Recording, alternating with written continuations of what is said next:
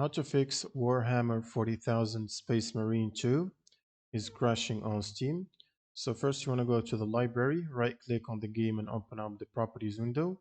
And in the launch options box you want to add -dx11 and then go to the installed files tab and click on verify the integrity of game files. Now once this process is done, you can close Steam and open up a new browser tab, search for Redist, and then open up the first Microsoft link. Now from the second table here, you want to download and install the 86 and the 64 VC Redist.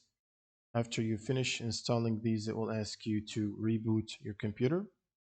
Now after the reboot, you want to check if you have the latest GPU updates installed or drivers.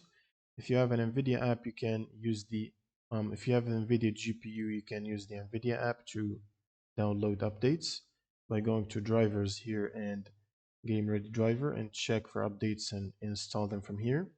If you have AMD, you can use the AMD software or manually look up your GPU model and download the latest driver. Next, you want to open up Steam as admin, right click on Steam and run as admin. And then you can launch the game from your library. And this should solve the crash problem. Thanks for watching and subscribe.